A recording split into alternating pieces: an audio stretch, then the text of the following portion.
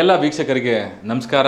ನಾನು ನಿಮ್ಮ Prasanna, Shubha counselling services ಹಾಗೂ ಐಸ್ಪಾನ್ ಸರ್ವಿಸಸ್ ಪ್ರೈವೇಟ್ ಲಿಮಿಟೆಡ್ನ ಸಂಸ್ಥಾಪಕ. ಇವತ್ತು ಮತ್ತೊಂದು ಮೆಂಟಲ್ ಹೆಲ್ತ್ ಟಾಪಿಕ್. ಸೊ ಇದು ಮೆಂಟಲ್ ಹೆಲ್ತ್ ಇಲ್ನೆಸ್ಸಾ ಅಂತ ಕೇಳಿದ್ರೆ ಇಲ್ನೆಸ್ ಅಲ್ಲ, ಬಟ್ ಇವತ್ತು ಬಹಳ ಜನರಲ್ಲಿ ಆಗುವಂತಹ ಒಂದು ಪ್ರಾಬ್ಲಮ್, ಇಶ್ಯೂಸ್, ಕನ್ಸರ್ನ್, ನೀವು ಏನು ಹೇಳ್ತಿರೋ ಆ ಥರ ಒಂದು ಟಾಪಿಕ್ನ ನಾನು ತಗೊಂಬಂದಿದ್ದೀನಿ. ಇದ್ರ ಹಿಂದೆ ಒಂದು ಸರ್ವೆ ಕೂಡ ಮಾಡಿದ್ದಾರೆ. ಅದರಲ್ಲಿ 55% ಜನ, ಎಸ್ಪೆಷಲಿ ಇನ್ ಇಂಡಿಯಾ ಅಂತ ಅದು ಹೇಳುತ್ತೆ, ಇವತ್ತು ಈ ತಪ್ಪನ್ನು ಮಾಡ್ತಾರೆ ಅಂಥೇಳಿ ಹೇಳ್ತಾರೆ. ಹಾಗಾದರೆ ಏನದು ಟಾಪಿಕ್ಕು ಅಂತಂದರೆ ಎಕ್ಸ್ಟ್ರಾ ಮೆರಿಟಲ್ ಅಫೇರ್ಸ್, ಅನೈತಿಕ ಸಂಬಂಧ. ಹಾಗಾದರೆ ಈ ಅನೈತಿಕ ಸಂಬಂಧ ಅನ್ನೋದು ಒಂದು ಮೆಂಟಲ್ ಹೆಲ್ತ್ ಇಶ್ಯೂಸ್ಟಾ ಅಂತ ನೀವು ಕೇಳಿದ್ರೆ, ಅಥವಾ ಮೆಂಟಲ್ ಹೆಲ್ತ್ ಇಲ್ನೆಸ್ಸಾ ಅಂತ ಕೇಳಿದ್ರೆ ನಾನು ಅಲ್ಲ ಅಂತ ಹೇಳ್ತೀನಿ. ಇದು because of life style and the expectation it happens. ಹಾಗಾದರೆ ಈ ಎಕ್ಸ್ಟ್ರಾ ಮೆರಿಟಲ್ ಅಫೇರ್ಸು ಬಹಳಷ್ಟು ಜನ ಮಾಡ್ತಾ ಇದ್ದಾರೆ ಅಂತ, ಈ ತಪ್ಪನ್ನು ಬಹಳಷ್ಟು ಜನ ಮಾಡ್ತಾ ಇದ್ದಾರೆ ಅಂತಂದರೆ ಇದು ಸರಿನೋ ತಪ್ಪೋ ಅನ್ನೋದನ್ನು ಈ ವಿಡಿಯೋನ ಪೂರ್ತಿ ಸ್ಕಿಪ್ ಮಾಡದೆ ನೋಡಿ. ನಾನು ಅಲ್ಲಿ ಹೇಳ್ತೀನಿ ನಿಮಗೆ ಇದು ತಪ್ಪೋ ಅಥವಾ ಸರಿನೋ ಅಂತ. ಹಾಗಾದರೆ ಈ ಎಕ್ಸ್ಟ್ರಾ ಮೆರಿಟಲ್ ಅಫೇರ್ಸ್, ಈ ಅನೈತಿಕ ಸಂಬಂಧ ಅನ್ನೋದು ಯಾಕಾಗತ್ತೆ? ಇಷ್ಟು ಜನ ಏನಕ್ಕೆ ಇವತ್ತು ಈ ತಪ್ಪನ್ನು ಮಾಡ್ತಾರೆ ಅಂತ ನೋಡೋದಾದರೆ ಇದಕ್ಕೆ ಕಾಸಸ್ ಅಂತ ನೋಡ್ಬೋದು. ಈಗ ಆ ಕಾಸಸ್ ಬಗ್ಗೆ ಫಸ್ಟು ಡಿಸ್ಕಸ್ ಮಾಡೋಣ. ಇದ್ರ ಹಿಂದೆ ನನಗೆ ಒಂದು ಹಳೆ ಸಿನಿಮಾ ನೋಡಿದ ನೆನಪು. ಅದರಲ್ಲಿ ಸುಖ ಸಂಸಾರಕ್ಕೆ 12 ಸೂತ್ರಗಳು, ಹಾಗೆ ಅನೈತಿಕ ಸಂಬಂಧಕ್ಕೆ 8 ಕಾರಣಗಳು. ಆ 8 ಕಾರಣಗಳು ಯಾವುದು ಅಂಥೇಳಿ ನೋಡೋಣ ಇವತ್ತು. ಸೊ ಐಡಿಯಲಿ ಈ ಲ್ಯಾಕ್ ಆಫ್ ಇಮೋಷನ್ ಅಂಥೇಳಿ ನಾವು ಹೇಳ್ತೀವಿ. ಇಲ್ಲಿ ಆ ಭಾವನಾತ್ಮಕ connection, lack of emotional connection ಅಂಥೇಳಿ ಹೇಳ್ತಾರೆ ಅದನ್ನು. ಈ ಇಮೋಷ್ನಲ್ ಕನೆಕ್ಷನ್ಸೇ ಇರಲ್ಲ. ಅಂದರೆ ಪ್ರತಿ ಪಾರ್ಟ್ನರಿಗೆ ಇವಾಗ ಭಾವನಾತ್ಮಕ ಕೆಲವೊಬ್ಬರಿಗೆ ಎಕ್ಸ್ಪ್ರೆಸ್ ಮಾಡುವಂಥದ್ದು ಇರುತ್ತೆ. ಬಂದು ಇವತ್ತು ನನಗೆ ಹೀಗಾಯಿತು ಅಥವಾ ಈ ಥರದ್ದು ಫೀಲ್ ಆಗ್ತಾ ಇದೆ. ಎಷ್ಟೋ ಜನ ಅದನ್ನು ಎಕ್ಸ್ಪ್ರೆಸ್ ಮಾಡಲ್ಲ. ಅಲ್ಲಿ ಅವರು ಲ್ಯಾಕ್ ಆಫ್ ಕನೆಕ್ಷನ್ ಅಂತ ನಾವೇನು ಹೇಳ್ತೀವಲ್ಲ, ಆ ಥರ ಇದ್ದಾಗ ಹೊರಗಡೆ ಪಾರ್ಟ್ನರಿಂದ ಅಥವಾ ಈ ಮ್ಯಾರೇಜ್ ಅನ್ನೋದನ್ನು ಬಿಟ್ಟು ಹೊರಗಡೆ ಹುಡುಕೋಕ್ಕೆ ಶುರು ಮಾಡ್ತಾರೆ. ಎರಡನೇದು ಈ ಫಿಸಿಕಲ್ ಡಿಸ್ಸ್ಯಾಟಿಸ್ಫ್ಯಾಕ್ಷನ್. ಈ ಫಿಸಿಕಲ್ ಡಿಸ್ಸ್ಯಾಟಿಸ್ಫ್ಯಾಕ್ಷನ್, ಸೊ ಐಡಿಯಲಿ ಏನು ಅಂತಂದರೆ ಈ ನನ್ನ ಪಾರ್ಟ್ನರ್ ಈಸ್ ನಾಟ್ ಪರ್ಫೆಕ್ಟ್ ಅಥವಾ ಐ ಆಮ್ ನಾಟ್ ಸ್ಯಾಟಿಸ್ಫೈಡ್ ಅಂತ ಇರ್ಬೋದು. ಸೊ ಆ ಥರ ಫೀಲಿಂಗ್ಸ್ಗಳಲ್ಲಿದ್ದಾಗ, ಈ ಥರದ್ದು ಭಾವನೆಗಳು ಮನುಷ್ಯನಲ್ಲಿ ಬಂದಾಗ ಅಲ್ಲಿ ಹೊರಗಡೆ ನೋಡೋ ಅಂಥದ್ದು ಇರ್ಬೋದು. ಮೂರನೇದು ಲೋ ಸೆಲ್ಫ್ ಎಸ್ಟೀಮ್. ಈ ಬಾಡಿ ಇಮೇಜ್ ಕೂಡ ಕೆಲವು ಸಲ ಮ್ಯಾಟ್ರ್ ಆಗುತ್ತೆ. ನಾನು ಸರಿ ಇದೀನೋ ಇಲ್ಲೋ ಗೊತ್ತಿಲ್ಲ, ಅಥವಾ ನಾನು ಮಾತಾಡೋ ರೀತಿ, ಅಥವಾ ನಾನು ನಾನು ನೋಡೋದಕ್ಕೆ ಚೆನ್ನಾಗಿದ್ದೀನೋ ಚೆನ್ನಾಗಿಲ್ವೋ, ಈ ತರಹದ ಸೆಲ್ಫ್ ನೆಗೆಟಿವ್ ಟಾಕ್ಸ್ಗಳಿರುತ್ತೆ. ಅಲ್ಲೂ ಅವರು ಥಿಂಕ್ ಮಾಡೋದು ಹೇಗಾಗುತ್ತೆ ಅಂತಂದರೆ, ನಾನು ಸರಿ ಇಲ್ಲ ಅಂತ ಇದ್ದಾಗ ಅದನ್ನು ಅವ್ರ ಹತ್ರ ಎಕ್ಸ್ಪ್ರೆಸ್ ಮಾಡ್ದೇ ಇದನ್ನು ಇನ್ನೊಬ್ರ ಹತ್ರ ಹೊರಗಡೆ ಎಕ್ಸ್ಪ್ರೆಸ್ ಮಾಡಿ, ಅಲ್ಲಿಂದ ಅವ್ರಿಗೇನಾದ್ರು ರೆಸಿಪ್ರೊಕೇಷನ್ ಸಿಕ್ಕಿದಾಗ ಅಲ್ಲಿ they end up having extra marital affairs. ಹಾಗೆ ಇನ್ನೊಂದು ನೀವು ನೋಡೋದಾದರೆ ಆಪರ್ಚುನಿಟಿ ಅಂಥೇಳಿ ನಾವು ಹೇಳ್ತೀವಿ. ಇವತ್ತು ಪ್ರತಿಯೊಂದು ಸಂಸಾರದಲ್ಲಿ ಗಂಡ ಹೆಂಡತಿ ಇಬ್ಬರೂ ದುಡಿತಾ ಇರ್ತಾರೆ. ಗಂಡ ಬೇರೆ ಶಿಫ್ಟ್ ಆದರೆ ಹೆಂಡತಿ ಬೇರೆ ಶಿಫ್ಟ್ ಆಗಿರುತ್ತೆ. ಅಲ್ಲಿ ಒಬ್ರಿಗೊಬ್ಬರು ಎಷ್ಟೋ ಮನೆಯಲ್ಲಿ ಒಬ್ರಿಗೊಬ್ರು ಮೀಟ್ ಮಾಡೋದು ವೀಕೆಂಡ್ಸಲ್ಲಿ ಆಗಿರುತ್ತೆ. ಸೊ ಹೀಗಾಗಿ ಲ್ಯಾಕ್ ಆಫ್ ಕಮ್ಯುನಿಕೇಷನ್ ಇರ್ಬೋದು, ಅವರು ಒಬ್ರಿಗೊಬ್ರು ಮಾತಾಡದೆ ಅಂಥದ್ದು ಇರ್ಬೋದು. ಈ ಥರದ್ದು ಪ್ರಾಬ್ಲಮ್ಸ್ಗಳು ಅದು ಪೈಲಪ್ ಆಗ್ತಾ ಹೋದಾಗ ಏನಾಗುತ್ತೆ ಅಂದರೆ ಆಪರ್ಚುನಿಟಿ ಇದೆ. ಇವತ್ತು ಹೊರಗಡೆ ಹೋದಾಗ ಎಷ್ಟೋ ಸೋಷಿಯಲ್ ಮೀಡಿಯಾ ಪ್ಲ್ಯಾಟ್ಫಾರ್ಮ್ಸ್ಗಳು ಇರುತ್ತೆ. ಎಷ್ಟೋ ಕಡೆ ಕೆಲಸ ಮಾಡ್ತಾ ಇರೋ ಜಾಗದಲ್ಲಿ ಯಾರೋ ಒಬ್ಬರು ಚೆನ್ನಾಗಿ ಮಾತಾಡಿಸಿ, ಅಥವಾ ಅವರಿಗೆ ಇವತ್ತು ಫಾರ್ ಎಕ್ಸಾಂಪಲ್ ತಂದಿರೋಂತಹ ಊಟ ತಿಂಡಿ ಶೇರ್ ಮಾಡೋ ಅಂಥದ್ದು ಇರ್ಬೋದು. ಆ ಮಧ್ಯಾಹ್ನ ಊಟ ಮಾಡೋ ಟೈಮಲ್ಲಿ ಅವರು ಒಂದಿಷ್ಟು ಮಾತುಗಳು ಶೇರ್ ಮಾಡೋ ಅಂಥದ್ದು ಇರ್ಬೋದು. ಏನಾಗ್ತಾ ಇದೆ, ನಿಮ್ಮ ಲೈಫ್ ಹೇಗಿದೆ ಅಂಥೇಳಿ ಅಲ್ಲಿ ಭಾವನಾತ್ಮಕವಾಗಿ ಕನೆಕ್ಟ್ ಆದಾಗಲೂ ಕೂಡ, ಈ ಆಪರ್ಚುನಿಟಿ ಇದ್ದಾಗಲೂ ಅಲ್ಲಿ ಎಕ್ಸ್ಟ್ರಾ ಮೆರಿಟಲ್ ಅಫೇರ್ಸ್ಗೆ ಹೋಗ್ತಾರೆ. ರಿವೆಂಜ್ ಆರ್ ರಿಟ್ಯಾಲಿಯೇಷನ್ ಅಂತ ಹೇಳ್ತಾರೆ. ಇದು ಕೆಲವು ಸಲ ರಿವೆಂಜ್ಗೋಸ್ಕರ. ಈಗ ಫಾರ್ ಎಕ್ಸಾಂಪಲ್ ಅಸಂಪ್ಷನ್ ಇರುತ್ತೆ.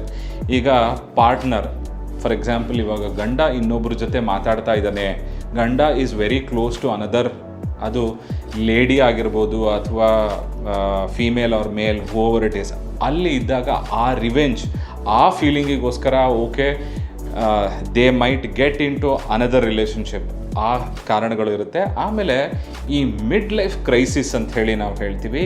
ಈ ಮಿಡ್ ಲೈಫ್ ಕ್ರೈಸಿಸ್ ಅಂತ ಇದ್ದಾಗ ಮೇ ಬಿ ಅದು ಫಿನಾನ್ಷಿಯಲ್ ಅಂತಲೇ ಇರ್ಬೋದು, ಅಥವಾ ಎಷ್ಟೋ ಸರಿ ಈ ನಾನು ಹೇಳ್ತೀನಲ್ಲ, ಅಂದರೆ ಸೆಲ್ಫ್ ಇಮೇಜ್ ರಿಲೇಟೆಡ್ ಟು ಆ ಏಜಿಂಗ್, ನನಗೆ ಏಜ್ ಆಗೋಯ್ತು, ನಾನು I am not looking good, ಅಥವಾ ನನಗೆ ಹೊಸದೇನೋ ಟ್ರೈ ಮಾಡಬೇಕು, ನಾನು ಹೊರಗಡೆ ಇನ್ನೇನಾದ್ರು ಟ್ರೈ ಮಾಡಬೇಕು, ಈ ತರಹದ ಥಾಟ್ಸ್ಗಳು ಬರೋ ಅಂಥದ್ದು ಇದ್ದಾಗ ಎಕ್ಸ್ಟ್ರಾ ಮೆರಿಟಲ್ ಅಫೇರ್ಸ್ಗೆ ಜನ ಹೋಗ್ತಾರೆ.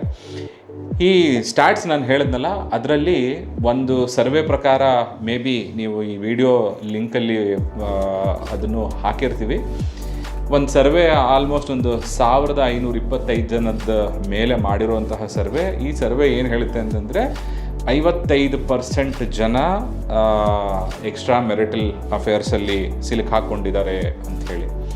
ಹಾಗಾದರೆ ಇದರಲ್ಲಿ ಮೆಜಾರಿಟಿ ಇವತ್ತು ಈ ಸರ್ವೆ ಹೇಳೋ ಹಾಗೆ 56% ಅದರಲ್ಲಿ ಕಾಂಟ್ರಿಬ್ಯೂಷನ್ ಫ್ರಮ್ ವಿಮೆನ್ ಅಂಥೇಳಿ. ಈ ಎಲ್ಲ ಕಾಸಸ್ ನೀವು ನೋಡಿದಾಗ ಈ ನಾನು ಏನು 8 ಕಾರಣಗಳನ್ನ ಹೇಳಿದ್ದೀನಲ್ಲ, ಈ 8 ಕಾರಣ ಎಕ್ಸ್ಟ್ರಾ ಮೆರಿಟಲ್ ಅಫೇರ್ಸ್ಗೆ ಇದು ಕಾರಣಗಳಿರುತ್ತೆ.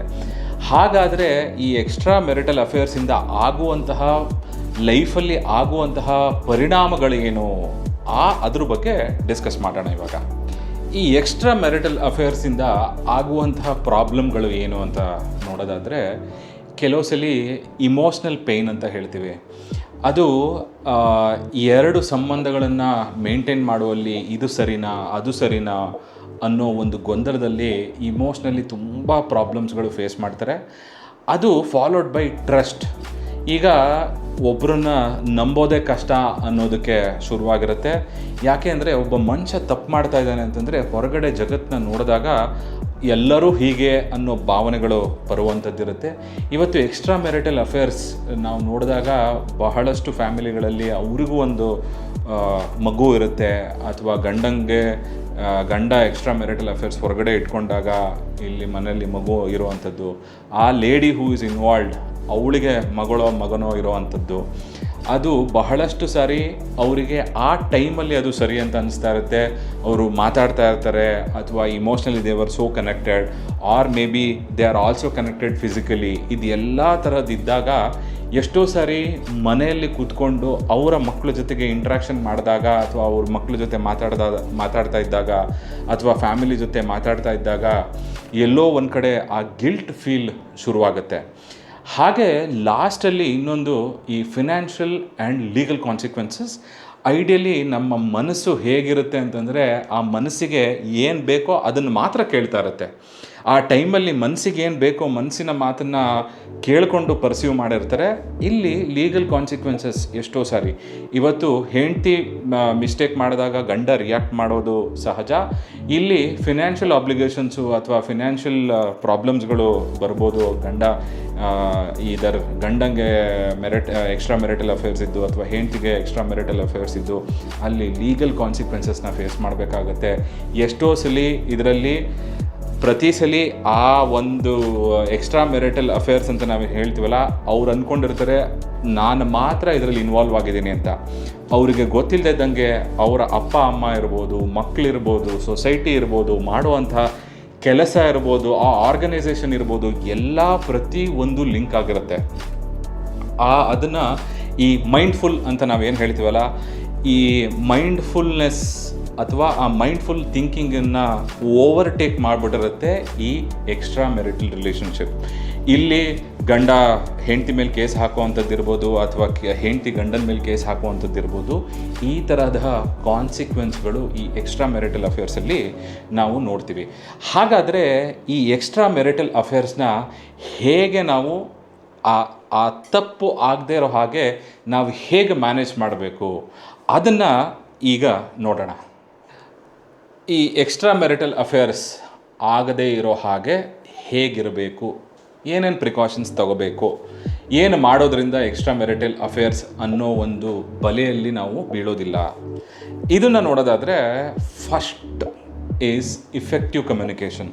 ಇವತ್ತು ಬಹಳಷ್ಟು ಮನೆಯಲ್ಲಿ ಗಂಡ ಹೆಂಡತಿ ಮಾತಾಡೋದೇ ಕಮ್ಮಿ ಆಗಿದೆ. ನಾನು ಹಿಂದೆ ಹೇಳಿದಾಗೆ ಬಹಳಷ್ಟು ಜನ ವೀಕೆಂಡಲ್ಲಿ ಮೀಟ್ ಮಾಡುವಂಥದ್ದು, ಅವರಿಗೆ ಏನು ಆಗ್ತಾ ಇದೆ ಅನ್ನೋದನ್ನು ಎಕ್ಸ್ಪ್ರೆಸ್ ಮಾಡೋಕ್ಕೆ ಆ ಅವಕಾಶನೇ ಸಿಕ್ಕಿಲ್ಲ, ಅಥವಾ ಅವಕಾಶ ಸಿಗೋದೇ ಇಲ್ಲ ಅನ್ನೋ ಅಂತಹ ಪರಿಸ್ಥಿತಿ.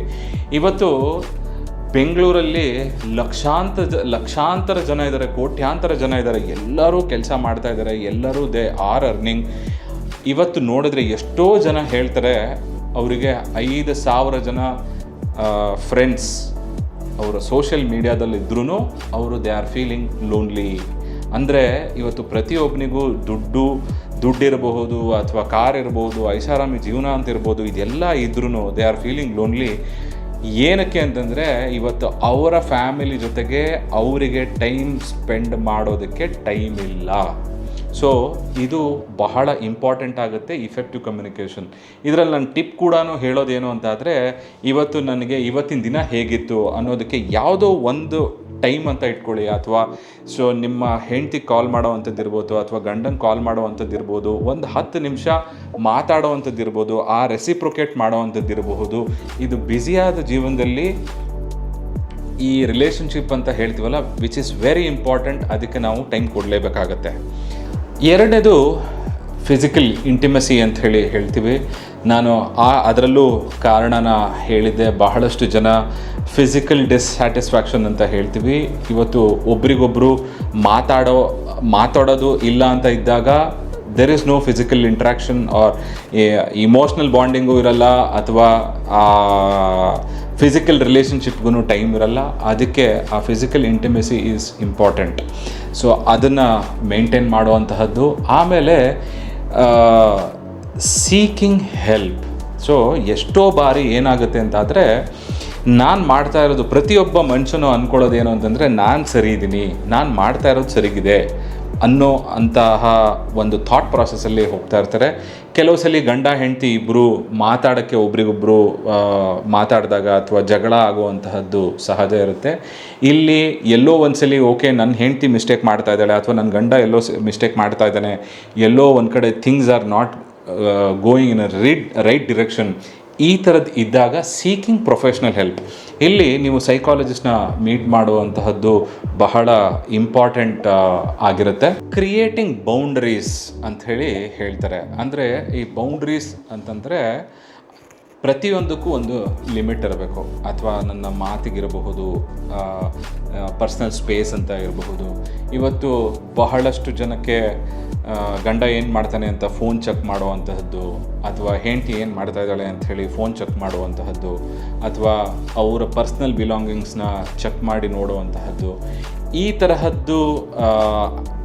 ತರಹದ್ದು ಬಿಹೇವಿಯರ್ ಇದ್ದಾಗ ಕೆಲವು ಸಲ ಅಲ್ಲಿ ನಂಬಿಕೆ ಕಳ್ಕೊಂಡಾಗಲೇ ಈ ಥರ ಪ್ರಾಬ್ಲಮ್ಸ್ ಆಗುತ್ತೆ. ಅಲ್ಲಿ ಕ್ರಿಯೇಟ್ ಯುವರ್ ಬೌಂಡ್ರೀಸ್. ಅಂದರೆ ನನ್ನ ಪರ್ಸ್ನಲ್ ಸ್ಪೇಸು ಇಂಪಾರ್ಟೆಂಟ್ ಆಗುತ್ತೆ, ಹಾಗೆ ನನ್ನ ಗಂಡ ಇರ್ಬೋದು ಅಥವಾ ಹೆಂಡತಿ ಇರಬಹುದು, ಅಲ್ಲಿ ಪರ್ಸ್ನಲ್ ಸ್ಪೇಸ್ನ ನಾವು ಆ ಬೌಂಡ್ರಿ ಕ್ರಿಯೇಟ್ ಮಾಡೋದ್ರಿಂದ ಅಲ್ಲಿ ಕೂಡ ಹೆಲ್ಪ್ ಆಗುತ್ತೆ. ಲಾಸ್ಟ್ ಒಂದು B cautious and B mindful ಅಂತ ಹೇಳ್ತೀನಿ. ಯಾಕೆಂದರೆ ಇವತ್ತು ಗಂಡ ಹೆಂಡತಿ ರಿಲೇಷನ್ಶಿಪ್ ಅಂತಂದರೆ it is a long term relationship. ಬಹಳ ಅತ್ಯಮೂಲ್ಯವಾದಂತಹ ಒಂದು ಸಂಬಂಧ. ಇದರಲ್ಲಿ ಇವತ್ತು ನಾಳೆ ಇನ್ನು 1 ವರ್ಷಕ್ಕೆ 6 ತಿಂಗಳಿಗೆ ಮುಗಿದು ಹೋಗುವಂತಹ ಸಂಬಂಧ ಅಲ್ಲ. ನೀವು ನೋಡಿದ್ರೆ ಯಾಕೆ ಇದನ್ನು ಅತ್ಯಮೂಲ್ಯವಾದ ಸಂಬಂಧ ಅಂತ ಹೇಳ್ತೀವಿ ಅಂದರೆ, ನಾವು ಹುಟ್ಟಿದಾಗ ಅಪ್ಪ ಅಮ್ಮ ಬೆಳೆಸ್ತಾರೆ, ಬೆಳೀತಾ ಮದುವೆ ಆದಾಗ ಹೆಂಡತಿ ಅಂದರೆ 2ನೇ ತಾಯಿ ಅಂತಲೂ ಕೂಡ ಹೇಳ್ತಾರೆ. ನಾವು ನಮಗೆ ಮಗುವಾದಾಗ ನಾವು ಮಗುನ ಬೆಳೆಸ್ತಾ ಇರ್ತೀವಿ. ಸೊ ಅಲ್ಲಿ ನಮ್ಮ ಮಕ್ಕಳು ಇಂಡಿಪೆಂಡೆಂಟ್ ಆಗಿ ಅವರು ಸಂಸಾರ ಅಂತ ನೋಡ್ಕೊಂಡು ಹೋಗ್ತಾರೆ. ಇಲ್ಲಿ ಪ್ರತಿಯೊಬ್ಬ ಮನುಷ್ಯನಿಗೆ ಗಂಡ ಹೆಂಡತಿಗೆ ಗಂಡ, ಇದೇ ಅವರು ಸಾಯೋ ತನಕ ಜೊತೆಗಿರುವಂತಹ ಸಂಬಂಧ ಅಂದರೆ ಅದು ಗಂಡ ಹೆಂಡತಿ ಸಂಬಂಧ. ಸೊ ಹಾಗಾಗಿ ಬಿ ಮೈಂಡ್ಫುಲ್ ಆ್ಯಂಡ್ ಅಲ್ಲಿ ಒಬ್ರಿಗೊಬ್ಬರು ಅರ್ಥ ಮಾಡ್ಕೊಳ್ಳೋ ಅಂತಹದ್ದು, ಆಮೇಲೆ ಒಬ್ರಿಗೊಬ್ಬರು ಸಪೋರ್ಟ್ ಮಾಡುವಂತಹದ್ದು ಮೈಂಡ್ಫುಲ್ಲಾಗಿರಬೇಕು. ಆಮೇಲೆ ಎಷ್ಟೋ ಸಾರಿ ಕನ್ನಡದಲ್ಲಿ ಒಂದು ಮಾತಿದೆ, ಮಾತು ಆಡಿದ್ರೆ ಹೋಯಿತು, ಮುತ್ತು ಹೊಡೆದ್ರೆ ಹೋಯಿತು ಅಂತ. ಪ್ರತಿ ಸಲ ನಾವು ಯಾಕೆ ಅಂತಂದರೆ ಒಂದು ಹೊಡೆದ್ರೆ ಅದು ಮರ್ತೋಗುತ್ತೆ. ಮಾತಿನ ಮೇಲೆ ಬಹಳ ಕಂಟ್ರೋಲ್ ಇರಬೇಕಾಗುತ್ತೆ. ಅದು ಬಹಳ ಇಂಪಾರ್ಟೆಂಟ್ ಅಂತ ಹೇಳ್ತೀನಿ. ಹಾಗಾದರೆ ಈ ಥರ ರಿಲೇಷನ್ಶಿಪ್ ಇಶ್ಯೂಸು ಕಾಮನ್ ಆಗಿದೆ. ಐ ಸ್ಪ್ಯಾನಲ್ಲಿ ನಾವು ಏನು ಮಾಡ್ತೀವಿ? ಇಲ್ಲಿ ಸೈಕಾಲಜಿಸ್ಟ್ ಅಂತ ನಾವು ಹೇಳ್ತೀವಲ್ಲ, ಇದು ಒಂದು ಮನಸ್ಸಿನ ಆರೋಗ್ಯದ ಮೇಲೆ ಪರಿಣಾಮ ಮಾಡುವಂತಹ ಒಂದು ವಿಚಾರ. ಆದರೆ ಇದು ಮೆಂಟಲ್ ಹೆಲ್ತ್ ಇಲ್ನೆಸ್ ಅಲ್ಲ, ಇದು ಒಂದು situation in a life. So it might lead to mental health issues ಅಂತ ಹೇಳಬಹುದು. ಸೊ ಇಲ್ಲಿ ಸೈಕಾಲಜಿಸ್ಟ್ ಹೇಗೆ ಹೆಲ್ಪ್ ಮಾಡ್ತಾರೆ ಅಂತಂದರೆ, ಇಲ್ಲಿ ರಿಲೇಷನ್ಶಿಪ್ ಕೌನ್ಸಿಲಿಂಗ್ ಅಂಥೇಳಿ ನಮ್ಮಲ್ಲಿ ಇದೆ. ಹಾಗೆ ಅದನ್ನು ಅಥವಾ ಕಪಲ್ ಕೌನ್ಸಿಲಿಂಗ್ ಅಂತ ಪ್ರತಿ ಸಲ ಈಗ ಗಂಡನ ಜೊತೆಗೆ ಫಸ್ಟು ನಾವು ಪಾರ್ಟ್ನರ್ಸ್ ಅವ್ರಿಗೆ ಕೌನ್ಸಿಲಿಂಗ್ ಮಾಡಲಾಗುತ್ತೆ, ಆಮೇಲೆ ಹೆಂಡತಿ ಜೊತೆಗೆ ಕೌನ್ಸಿಲಿಂಗ್ ಮಾಡಲಾಗುತ್ತೆ, ಹಾಗೆ ಅವರಿಬ್ಬರನ್ನ ಕೂರಿಸ್ಕೊಂಡು ಕೌನ್ಸಿಲಿಂಗ್ ಮಾಡಲಾಗುತ್ತೆ. ಇದರಲ್ಲಿ ಐ ಸ್ಪ್ಯಾನಲ್ಲಿ ವಿಶೇಷತೆ ಏನು? ಇವತ್ತು ಬಹಳಷ್ಟು ಕೌನ್ಸಿಲಿಂಗ್ ಸೆಂಟರ್ ಹೊರಗಡೆ ಅಲ್ಲಿ ಕೌನ್ಸಿಲಿಂಗ್ ಮಾಡ್ತಾರೆ, ಆದರೆ ನಮ್ಮಲ್ಲಿ ಮೈಂಡ್ ಆ್ಯಂಡ್ ಬಾಡಿ ಅಪ್ರೋಚ್ ಅಂಥೇಳಿ ನಾವು ಮಾಡ್ತೀವಿ. ಇಲ್ಲಿ ನಾನು ನಿಮಗೆ ಹೇಳಿದಾಗೆ ಈ ಫಿಸಿಕಲ್ ಇಂಟಿಮೆಸಿ, ಎಷ್ಟೋ ಜನ ಇವತ್ತು ಮಾತಾಡದೇ ಇದ್ದಾಗ ಯೂಶಲಿ ಒಬ್ರನ್ನೊಬ್ರು ಮುಟ್ಟದೇ ಇರೋವಂತಹ ಸ್ಟೇಜ್ ಕೂಡ ತಲುಪಿಬಿಟ್ಟಿರ್ತಾರೆ. ಅಲ್ಲಿ ಏನಕ್ಕೆ ಅಂತಂದರೆ ಈ ಮಾತು ಅಷ್ಟು ಕಠಿಣವಾಗಿರುತ್ತೆ. ಈ ಮಾತಿನಿಂದ ರಿಲೇಷನ್ಶಿಪ್ಪು ಕೆಲವು ಸಲ ಈ ಹಾಳಾಗುವಂತಹ ಚಾನ್ಸಸ್ಗಳು ಜಾಸ್ತಿ ಇರುತ್ತೆ. ಅಲ್ಲಿ ನಾವು ಮೈಂಡ್ ಆ್ಯಂಡ್ ಬಾಡಿ ಅಪ್ರೋಚ್ನ ಮಾಡ್ತೀವಿ. ಇಲ್ಲಿ first counselling followed by therapy plan, ಆದಮೇಲೆ ಈ ಬಾಡಿ ಅಂತ ಹೇಳಿದೆ. ಹಾಗಾದರೆ ನಾವು ಏನು ಮಾಡ್ತೀವಿ ಇಲ್ಲಿ ಅಂತಂದರೆ, we use strength and conditioning. ಅಂದರೆ ಸ್ಟ್ರೆಂತ್ ಆ್ಯಂಡ್ ಕಂಡೀಷ್ನಿಂಗ್, ಈ ಫಿಟ್ನೆಸ್, ಪ್ರತಿಯೊಂದು ಎಕ್ಸಸೈಸಸ್, ಆ ಎಕ್ಸಸೈಸಸ್ಸು ಈ ರಿಲೇಷನ್ಶಿಪ್ ಬಿಲ್ಡ್ ಮಾಡೋದಕ್ಕೆ ಪೂರ್ವಕವಾಗಿರುವಂತಹ ಎಕ್ಸಸೈಸ್ಗಳನ್ನು ನಾವು ಮಾಡಿಸ್ತೀವಿ. ಇಲ್ಲಿ ಫಿಸಿಕಲ್ ಇಂಟಿಮೆಸಿ ಇಂಪ್ರೂವ್ ಮಾಡುವಂಥದ್ದು ಇರ್ಬೋದು. ಪ್ರತಿ ಮನುಷ್ಯನಿಗೆ ಎಕ್ಸಸೈಸ್ ಮಾಡಿದಾಗ ಏನಾಗುತ್ತೆ ಅಂದರೆ ಅಲ್ಲಿ ಡೋಪಮೈನ್ ಅಂಥೇಳಿ ರಿಲೀಸ್ ಆಗುತ್ತೆ. ಆ ಡೋಪಮೈನ್ ರಿಲೀಸ್ ಆದಾಗ ಆಫ್ಟರ್ ಎಕ್ಸಸೈಸ್ ಅಂದರೆ ಒಂದು 15 ನಿಮಿಷ 20 ನಿಮಿಷ ಫಿಸಿಕಲ್ ಆ್ಯಕ್ಟಿವಿಟೀಸ್ ಮಾಡಿದ ಮೇಲೆ ನೆಕ್ಸ್ಟ್ ನಾವು ಕೌನ್ಸಿಲಿಂಗ್ ಮಾಡಿದಾಗ ಮೋರ್ ರೆಸೆಪ್ಟಿವ್ ಆಗಿರ್ತಾರೆ. ಆಮೇಲೆ ಅದನ್ನು ಅಕ್ಸೆಪ್ಟ್ ಮಾಡಿಕೊಂಡು ರಿಲೇಷನ್ಶಿಪ್ನ ಸರಿಯಾಗುವಂತಹ ಚಾನ್ಸಸ್ಗಳು 99% ಇರುತ್ತೆ. ಇವತ್ತು ನಮ್ಮಲ್ಲಿ ಐ ಸ್ಪ್ಯಾನಲ್ಲಿ ಬರುವಂತಹ ಎಷ್ಟೋ ರಿಲೇಷನ್ಶಿಪ್ ಇಶ್ಯೂಸ್ಗಳು ಐಡಿಯಲಿ ಎಷ್ಟೇ ತರಹದ ಕಲಹಗಳಿದ್ದು ತೊಂದರೆಗಳಿದ್ದು ಒಳಗಡೆ ಬಂದಾಗ ಆಮೇಲೆ ಖುಷಿಯಾಗಿ ಅವರು ಹೊರಗಡೆ ಹೋಗ್ತಾ ಹೋಟೆಲಲ್ಲಿ ಒಟ್ಟಿಗೆ ತಿಂದು ಖುಷಿಯಾಗಿ ಮನೆಗೆ ಹೋಗಿರುವಂತಹ ನಿದರ್ಶನಗಳು ಬಹಳಷ್ಟು ಇದೆ. ನೀವು ನಮ್ಮ ರಿವ್ಯೂಸ್ನ ನೋಡಿದ್ರೆ ಗೊತ್ತಾಗುತ್ತೆ. ಹಾಗೆ ನಮ್ಮಲ್ಲಿ ನನ್ನದೊಂದು ಪ್ರಿನ್ಸಿಪಲ್ ಐ ಸ್ಪ್ಯಾನಲ್ಲಿ ಅಳವಡಿಸಿದ್ದೀವಿ. ನಮ್ಮಲ್ಲಿ ಡಿವೋರ್ಸ್ ಕೌನ್ಸಿಲಿಂಗ್ ಮಾಡೋದಿಲ್ಲ. ಇಲ್ಲಿ ನಮ್ಮ ಏಮ್ ಏನು ಅಂತಂದರೆ ಗಂಡ ಹೆಂಡತಿ ಇಬ್ಬರು ಒಟ್ಟಿಗೆ ಇದ್ದು ಸಂಸಾರ ನಡೆಸಬೇಕು ಅನ್ನೋ ಒಂದು ಪ್ರಿನ್ಸಿಪಲ್ ಮೇಲೆ ನಾವು ಒಂದು ಮಾಡೋದಕ್ಕೆ ಕೌನ್ಸಿಲಿಂಗ್ ಮಾಡ್ತೀವಿ ಹೊರತು ಬೇರೆ ಆಗೋದಕ್ಕೆ ಕೌನ್ಸಿಲಿಂಗ್ ಮಾಡೋದಿಲ್ಲ. ಸೊ ಮೋಸ್ಟ್ಲಿ ನಿಮಗೆ ಈ ವಿಡಿಯೋ ಇಷ್ಟ ಆಗಿದೆ ಅಂತ ಅನ್ಕೋತೀನಿ. ನಾನು ಹೇಳಿದ್ದೆ ಅನೈತಿಕ ಸಂಬಂಧ ಒಳ್ಳೆಯದಾ ಕೆಟ್ಟದ್ದಾ ಅಂತ. 100% ಹೇಳ್ತೀನಿ, ಅನೈತಿಕ ಸಂಬಂಧ ಕೆಟ್ಟದ್ದೇ. ಅನೈತಿಕ ಸಂಬಂಧದಲ್ಲಿ ನೀವೇನಾದರೂ ಇದ್ದರೆ ದಯವಿಟ್ಟು ಅದರಿಂದ ಹೊರಗೆ ಬರೋದಕ್ಕೆ ನೀವು ದಾರಿಯನ್ನು ಹುಡುಕೋದು ಒಳ್ಳೆಯದು. ಹಾಗೆ ನೀವು ಸೈಕಾಲಜಿಸ್ಟ್ನ ಮೀಟ್ ಮಾಡೋ ಮುಖಾಂತರ ಈ ಸುಳಿಯಿಂದ ಹೊರಗಡೆ ಬರೋದಕ್ಕೆ ಅವರು ನಿಮಗೆ ಹೆಲ್ಪ್ ಮಾಡ್ತಾರೆ. ಈ ವಿಡಿಯೋ ನಿಮಗೆ ಇಷ್ಟ ಆಗಿದೆ ಅಂತ ಅನ್ಕೋತೀನಿ. ಇನ್ನೂ ನೀವು ನಮ್ಮ ಚಾನಲ್ನ ಸಬ್ಸ್ಕ್ರೈಬ್ ಮಾಡಲಿಲ್ಲ ಅಂತಂದರೆ ಕೆಳಗಡೆ ಕಾಣ್ತಾ ಇರೋ ಸಬ್ಸ್ಕ್ರೈಬ್ ಬಟನ್ ಒತ್ತೋ ಮುಖಾಂತರ ಸಬ್ಸ್ಕ್ರೈಬ್ ಮಾಡ್ಬೋದು. ಹಾಗೆ ಲೈಕ್ಸ್ ಕೊಡೋದನ್ನು ಮರಿಬೇಡಿ. ನೆಕ್ಸ್ಟು ನಿಮಗೆ ಇನ್ಯಾವುದಾದ್ರು ವಿಡಿಯೋ ಬಗ್ಗೆ ಮಾಹಿತಿ ಬೇಕು ಅಂತಂದರೆ ಕಾಮೆಂಟ್ ಮೂಲಕ ನಮಗೆ ತಿಳಿಸ್ಬೋದು.